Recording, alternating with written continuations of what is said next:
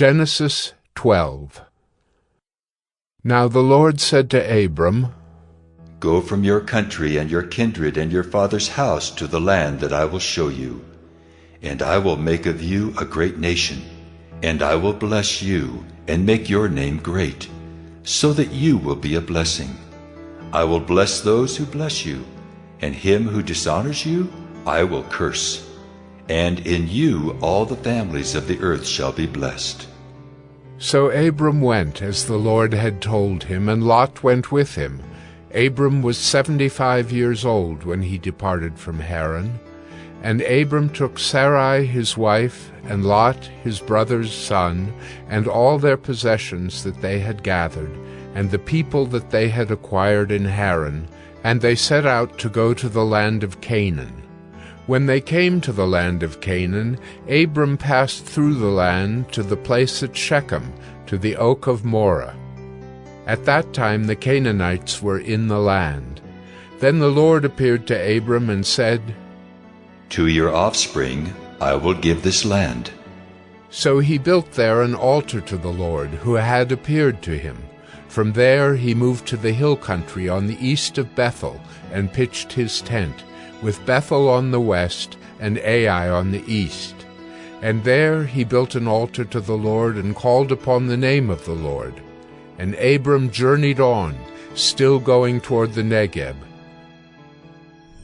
Now there was a famine in the land, so Abram went down to Egypt to sojourn there, for the famine was severe in the land. When he was about to enter Egypt, he said to Sarai his wife, I know that you are a woman beautiful in appearance, and when the Egyptians see you, they will say, This is his wife. Then they will kill me, but they will let you live. Say you are my sister, that it may go well with me because of you, and that my life may be spared for your sake. When Abram entered Egypt, the Egyptians saw that the woman was very beautiful. And when the princes of Pharaoh saw her, they praised her to Pharaoh. And the woman was taken into Pharaoh's house.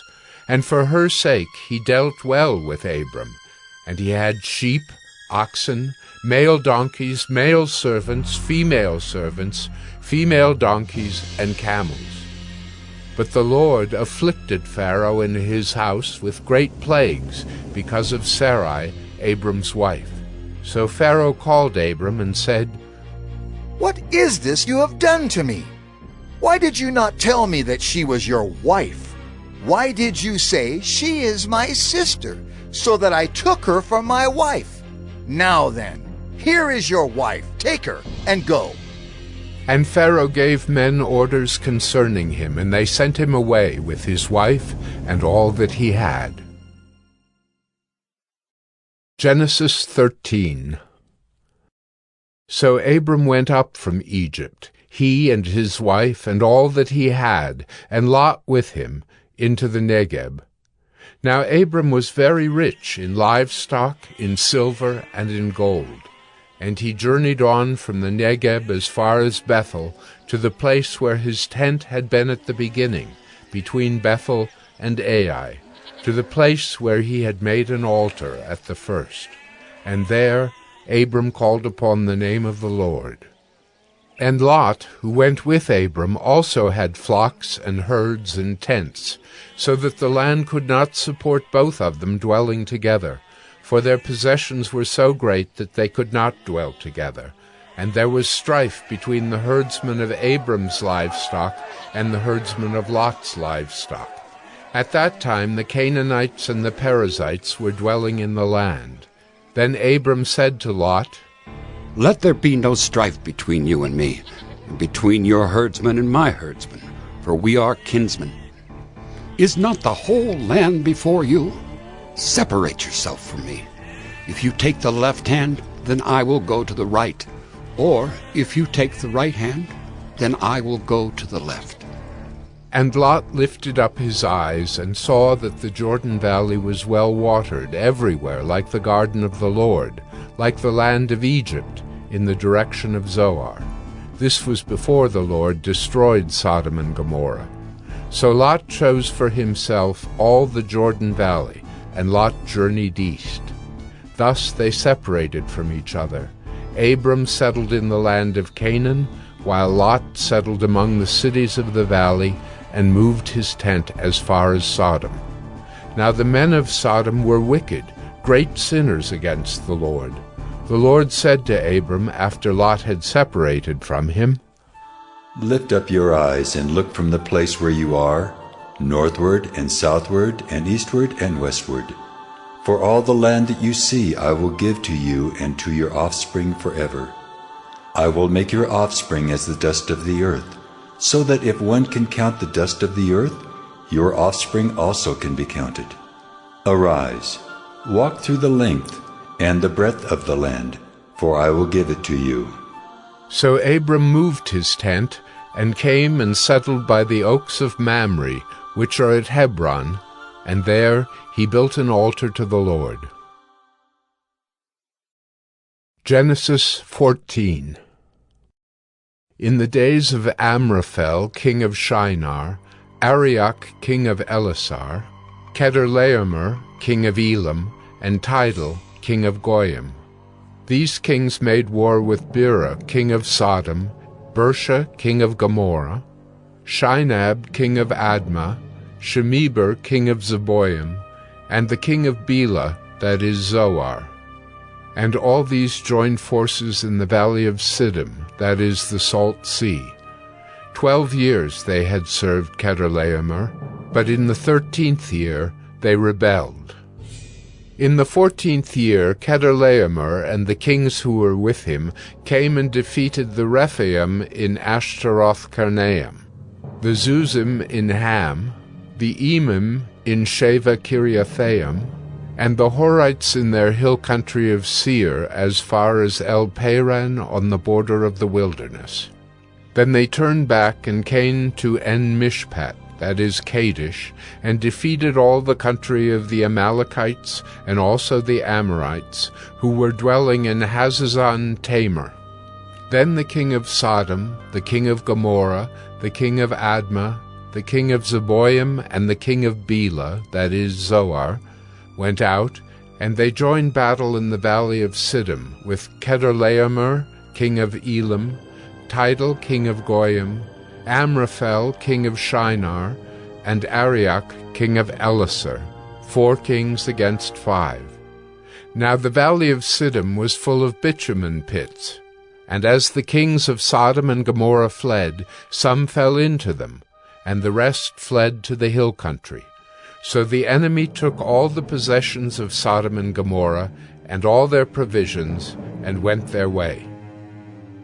They also took Lot, the son of Abram's brother, who was dwelling in Sodom, and his possessions, and went their way. Then one who had escaped came and told Abram the Hebrew, who was living by the oaks of Mamre the Amorite, brother of Eshcol and of Aner. These were allies of Abram. When Abram heard that his kinsman had been taken captive, he led forth his trained men, born in his house, 318 of them, and went in pursuit as far as Dan. And he divided his forces against them by night, he and his servants, and defeated them and pursued them to Hobah, north of Damascus. Then he brought back all the possessions, and also brought back his kinsman Lot with his possessions, and the women and the people. After his return from the defeat of Chedorlaomer and the kings who were with him, the king of Sodom went out to meet him at the valley of Sheva, that is, the king's valley.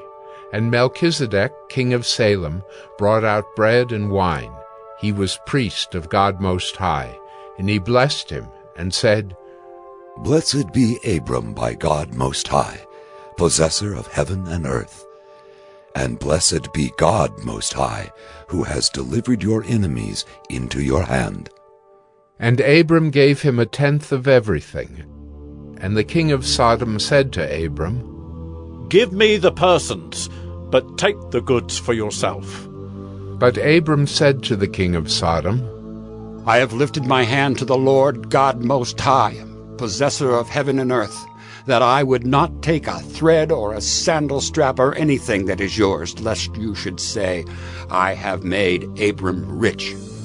I will take nothing, but what the young men have eaten, and the share of the men who went with me. Let Aner, Eshcol, and Mamre take their share. Genesis 15. After these things the word of the Lord came to Abram in a vision. Fear not, Abram. I am your shield. Your reward shall be very great.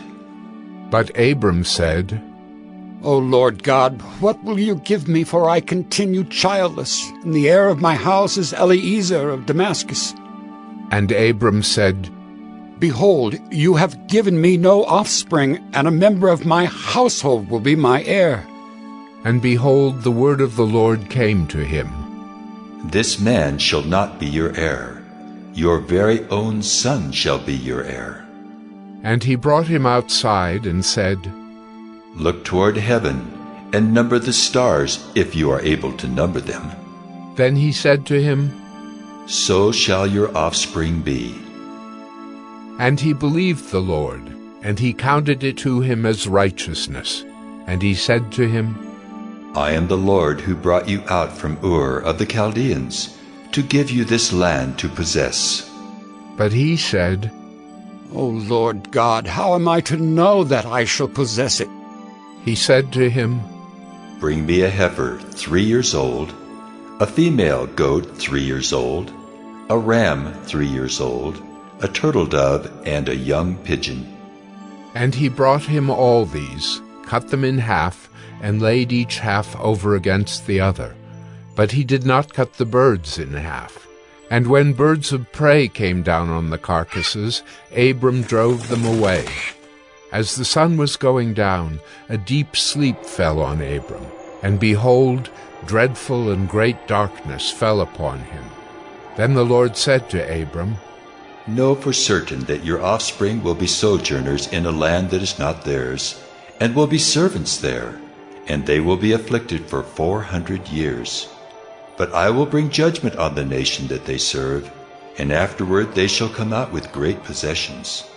As for yourself, you shall go to your fathers in peace. You shall be buried in a good old age. And they shall come back here in the 4th generation, for the iniquity of the Amorites is not yet complete.